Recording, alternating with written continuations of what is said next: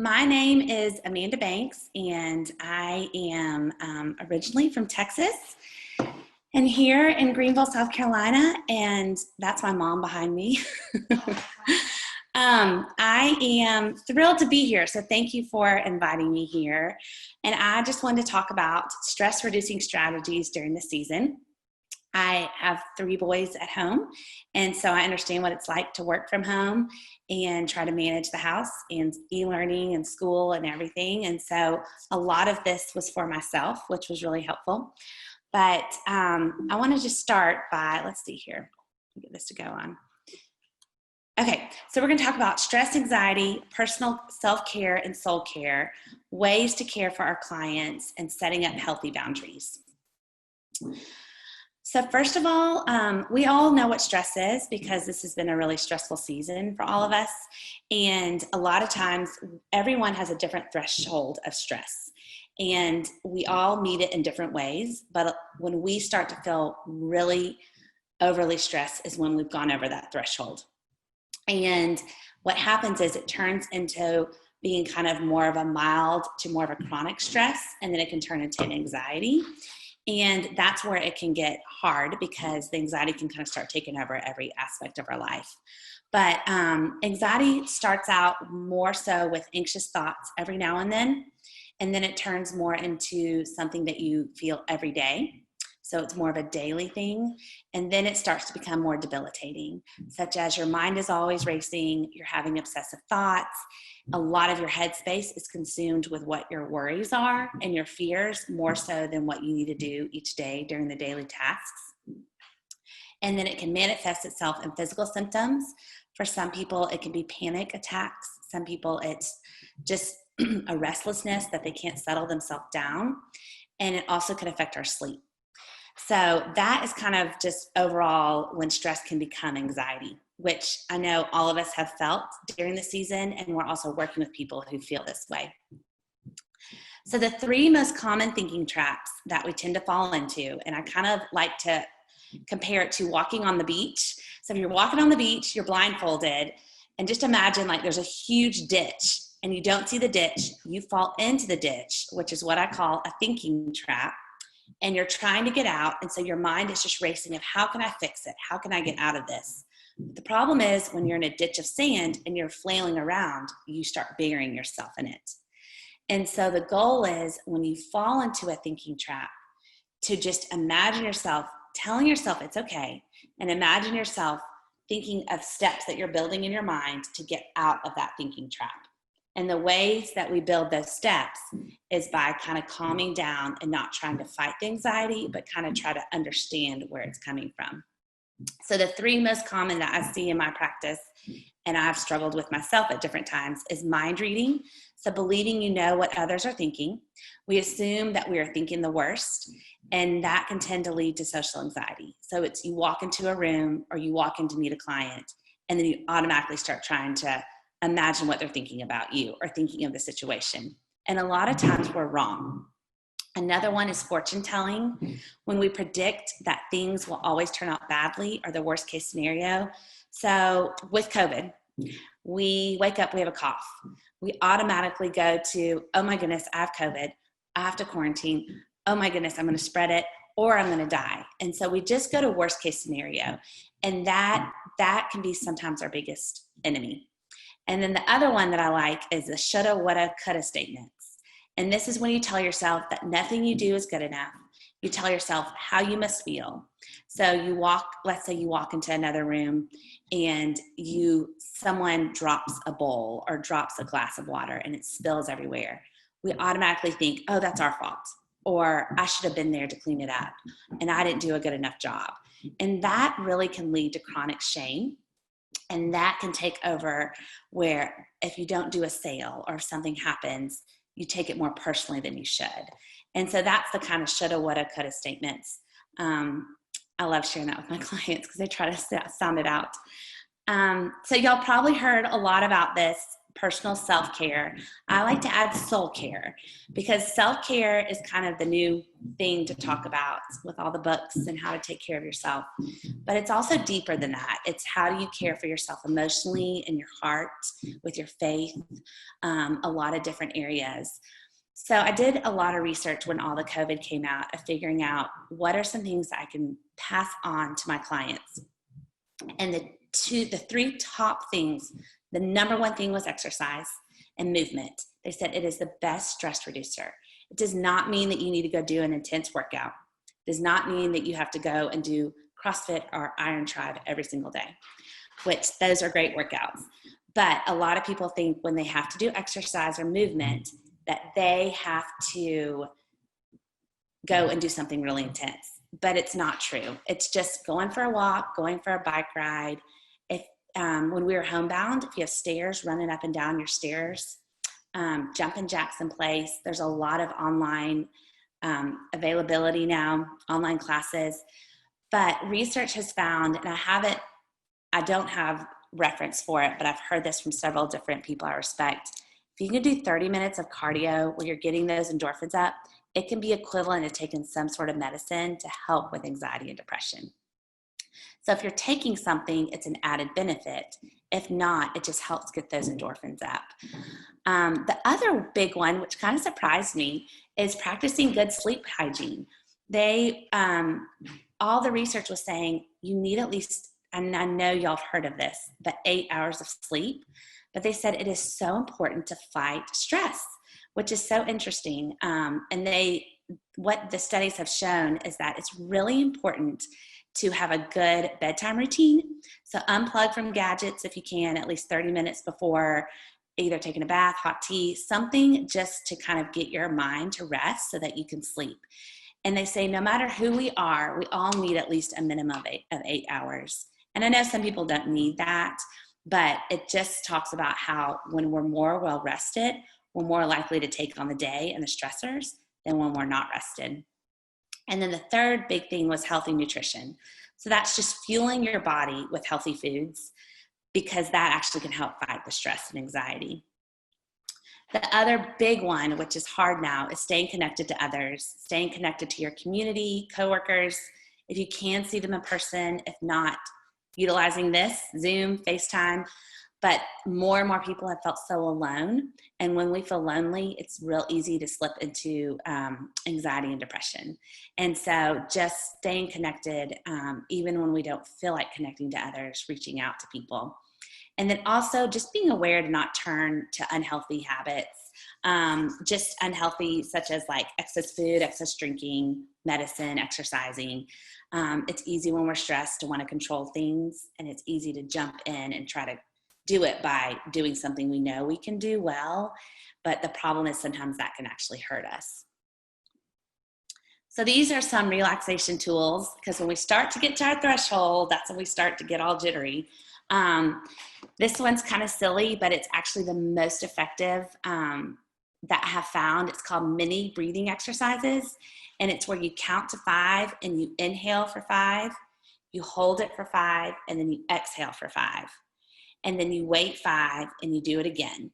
You don't want to do too many in a row because you can get lightheaded, but it's something that you can do when you start, like your heart starts racing, you just start feeling like the stress in your body. It actually helps calm you down and kind of can help your breathing to calm down, but also your heart to kind of calm down a little bit. And it's something you can do while you're driving. You can go in the bathroom and do it. You can do it when you're walking into a meeting. No one has to know. The other thing is challenging our irrational thoughts. And that's kind of a therapy tool that we use with cognitive behavioral therapy. And what you pretty much try to do is when you find yourself falling into a thinking trap, like shoulda, woulda, coulda, it's actually trying to remind yourself of positive things, of this is just a season, it will end. We have been through the worst, hopefully, but we've been through a really hard time since this spring, and we seem to be doing okay. It's just telling yourself truths and positive things instead of just letting your mind fester on these negative thoughts. Another big one, they use this a lot in yoga, but it's called being mindful, and it's staying in the moment, because a lot of times we end up thinking so much further down the future of the unknowns, and that can get us worked up.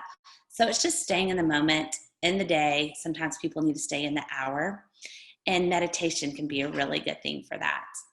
And then another one I added, I know there's a lot out there, but listening to calm music can really make a difference. I know we were talking about the ear pods, and just putting that in and just listening to something can kind of take your mind, and it's a good distraction too. And it can take your mind away from the worries that are going on. So here are some tools that I give to a lot of my clients. And a lot of this is just pretty practical, but I think it's just a good reminder is we can get so caught up into the day-to-day of, and specifically now, of trying to take care of ourselves, our family, and work, that we lose taking time for ourselves. And so we just tend to rush through the day, and then we're so exhausted at night that we feel like we're on a hamster wheel. And so it's really important to take time for yourself when you can. Even if it's just 20 to 30 minutes, moving your way, stepping away from your tasks and just kind of breathing for a minute, going for a walk, going and taking a hot shower, just spending time by yourself. I'm a huge believer in journaling, and journaling, I usually give all my clients a list of feelings and have them pick at least 3 feelings and write why they're feeling that way. Because sometimes when we feel stressed or anxious or even sad, there's some other feelings below that are causing us to feel that way. And we tend to just gloss over them, but they keep coming back. And so that's where I have my clients do it every day and at least address what they're feeling, even if it's a happy feeling, but pick out kind of just some feelings that speak to them can be really helpful. Another thing is, and I don't know, in your business, I'm sure y'all have lots of lists of things that you have to do. But one thing that's been helpful is making a list of 3 things. So instead of waking up and knowing you have a list of 10 to 15 things that you have to accomplish that day, and if you're someone who gets overwhelmed easily, mainly when you're stressed, you're going to look at it and be like, I can't even do one of them. I feel too overwhelmed. So if you can start with a small list, I just say 3, and write the 3 most important things that you need to do. And then once you do them, cross them off and then add to the list. That way it's not so overwhelming, and you know that you can do this, and then you can always add to it. Or if you don't finish it, it's okay. You don't need to add to the list. You can do that the next day. Another huge thing is just being creative, thinking outside the box. It uses another part of our brain. Taking art classes, coloring books are really big right now. Any kind of painting, even if you're not talented, just do something that kind of it's a healthy distraction, but also it gets your mind thinking about something else. And then give yourself a ton of grace. This is more than any other time a season of change. And a lot of us have a hard time with change, mainly when it's just thrown upon us and we couldn't prepare for it. And so giving yourself grace during this time is huge, and knowing that we will get through this. It doesn't mean it's going to be easy, but if you don't do something perfectly or if you mess up, it is okay. And so just telling yourself those reminders. So how do you help your clients? The main thing is, I can imagine y'all have some really, really stressful clients and they come to you and just pour everything at your feet. So what do you do with that? As a counselor, that's something that's hard for us. I mean, we do it, but it's also, we've been trained to do it, but it can be hard for us too. And so one of the big things is that you just need to listen to them. I think a lot of times we try to want to fix it and solve their problems, even if it's not a problem that is related to real estate. And what that does is you end up taking on a burden you don't need to take on. And so you just need to listen to your client, meet them where they are. Don't try to convince them to not be stressed or worried. It's so much better just to acknowledge this is a hard season and there may not be a lot of inventory. But it's okay to feel worried and stressed about it, and encourage them that they will get through this and that you will walk through it with them, rather than just trying to fix it for them. Another thing is help them feel connected, because if we're feeling lonely, they're probably feeling lonely too at times. So either connected through other resources, like if you know they're moving to town and they really enjoy something and you know someone who does the same, connecting them to people like that, staying in contact with them, and just being in touch is huge. Another thing is just meet them where they are. Don't try to like convince them that everything's gonna be okay when we don't know if it's gonna be okay. Just meet them in the moment. Sometimes if someone comes in so hot and stressed and just really like frustrated, sometimes just sitting there and listening helps them calm down than trying to solve it for them. And it's amazing once they're calm how a lot of times it may not be necessarily that situation, maybe something else that's going on, which is where you're playing a counselor. And just encourage them to stay in the present. Like I'm encouraging y'all to stay in the present and not just think about the unknowns of the future so much. There's just something that's really helpful of just being in the moment and not trying to just get so worked up about the future or worry about or regrets from the past. Okay, this looks a little funny, but this is one of my favorite illustrations. So it's called Clarifying Responsibility. And a responsibility, if you notice that on the concentric circles, the responsibility circle is smaller and the concern circle is bigger. And there's a defined line between the two. So responsibility is something only you can do in particular situations or in a relationship. A concern is something that is beyond your ability to fix. So a lot of times we end up not having that line and they're all enmeshed and our responsibility and concerns are all together. Or they're flipped, whereas we have taken on way too much responsibility and made concerns our responsibility, and then the big concerns that we feel are smaller. And so one of the best things that you can do is when you're stressed is to list out what are your responsibilities and then what are your concerns. And a lot of times our responsibilities are real basic, like making sure you get enough sleep, making sure you eat. You're responsible if you have children, making sure that you're taking care of them. A responsibility is not, is my client going to get to work today okay? Is my client, just different things. And so a lot of times we tend to take on concerns and they end up overwhelming us, and that just adds to our stress. And so it's kind of figuring out what is a concern that I need to make it a concern, and then what is a responsibility that I can keep a responsibility. And a lot of times they get mixed up. And so that's why it's really helpful when you're with a client to set up a healthy boundary. So if you're starting to feel stressed about a certain client, I would encourage you, write down what are your responsibilities for this client and what are your concerns for this client. And then at the end of the day, you have to remind yourself you don't need to take on their concerns, because this is their concerns. They're most likely adults, and they also have to take care of themselves. Another really healthy way for boundaries is just clearly communicating upfront, which you may already do, what your expectations are as far as how will y'all contact each other, how often will you contact each other, what are your business hours.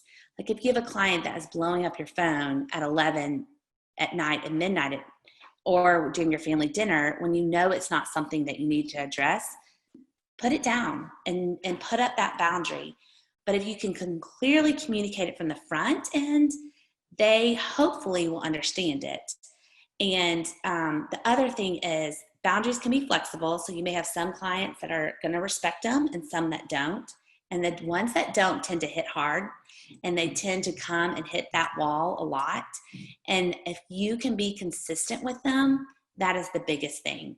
So constantly reminding them, I appreciate you reaching out, but I'm going to return. I'm available during these hours tomorrow, or I'm available during this time.